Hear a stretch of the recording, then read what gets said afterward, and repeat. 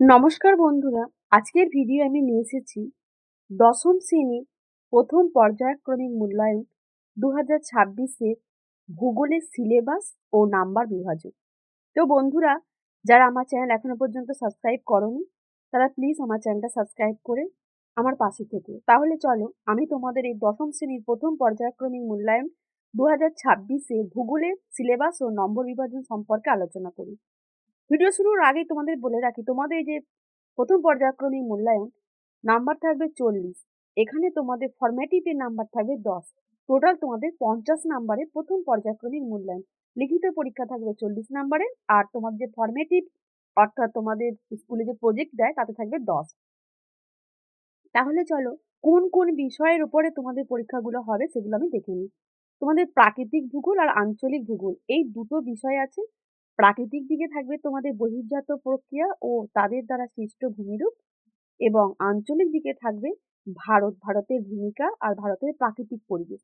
তোমাদের এখানে প্রাকৃতিক পরিবেশের মধ্যে যেইগুলো থাকবে সেগুলো হচ্ছে ভারতের অবস্থান, প্রশাসনিক বিভাগ, ভারতের ভূপ্রকৃতি, ভারতের জলসম্পদ, ভারতের জলবায়ু, ভারতের মৃত্তিকা ও ভারতের স্বাভাবিক উদ্ভিদ।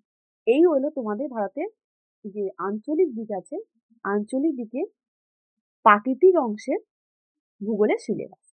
তাহলে আশা করছি তোমরা তোমাদের কোন কোন অধ্যায়গুলো প্রথম পর্যায়ক্রমিক মূল্যায়ন 2026-এ দশম শ্রেণীর ভূগোলে হবে তোমরা বুঝতে পেরেছো। এবার আমি তোমাদেরকে নাম্বারটা নিয়ে আলোচনা করব। তোমাদের ক বিভাগে থাকবে যে প্রশ্ন, সেখানে প্রত্যেকটা প্রশ্নের মান থাকবে 1। এখানে তোমাদের প্রাকৃতিক দিকের প্রশ্ন সংখ্যা থাকবে 4টে আর নাম্বার থাকবে 1 করে, অর্থাৎ 4 নাম্বার। আঞ্চলিক দিকেও তোমাদের প্রশ্ন সংখ্যা থাকবে 4টে, নাম্বার থাকবে 1, অর্থাৎ তোমাদের টোটাল 4টে প্রশ্নের জন্য 1 নাম্বার করে 4 নাম্বার তোমরা পাবে। তাহলে টোটাল তোমাদের এখানে প্রশ্ন হলো 8 আর নাম্বার হলো 8। এরপর তোমাদের খ বিভাগে, যেখানে তোমাদের 1 নাম্বার করে প্রশ্ন থাকবে, 4টে থাকবে প্রাকৃতিক দিক থেকে আর আঞ্চলিক দিক থেকেও থাকবে 4টে। টোটাল প্রশ্ন হবে এখানে 8টা, নাম্বারও হবে 8টা। এরপর তোমাদের গ বিভাগ। গ বিভাগে তোমাদের প্রাকৃতিক দিকে 2টো প্রশ্ন থাকবে, 2 নাম্বার করে, টোটাল 4 নাম্বার। আঞ্চলিক দিকে থাকবে 2টো প্রশ্ন, 2 নাম্বার করে, টোটাল 4 নাম্বার। তাহলে তোমাদের গ বিভাগে প্রশ্ন সংখ্যা হলো 4টে, নাম্বার হলো 8। এরপর ঘ বিভাগে, ঘ বিভাগে তোমাদের 3 নাম্বারে একটি প্রশ্নের উত্তর দিতে হবে, আর সেটা প্রাকৃতিক দিকে। আঞ্চলিক দিকেরও তোমাদের 3 নাম্বারে একটি প্রশ্নের উত্তর দিতে হবে। এখানে টোটাল তোমাদের 2টি প্রশ্নের উত্তর দিতে হবে, নাম্বার থাকবে 6।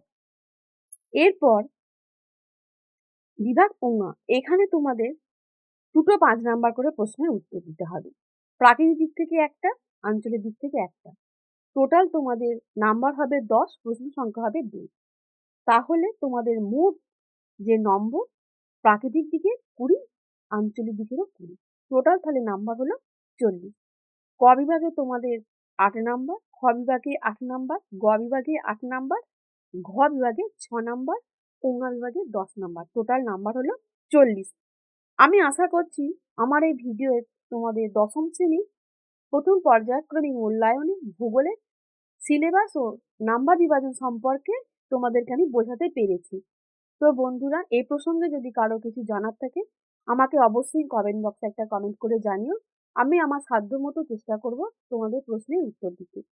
এছাড়া যদি তোমাদের কোনো বিষয়ে কোনো প্রশ্ন উত্তর জানার থাকে তাহলে আমাকে অবশ্যই জানিও। আমি তোমাদের প্রশ্ন উত্তর দেওয়ার চেষ্টা করব। তাহলে বন্ধুরা, আজকে এই পর্যন্তই। আবার দেখা হবে পরবর্তী বিষয় নিয়ে। ধন্যবাদ।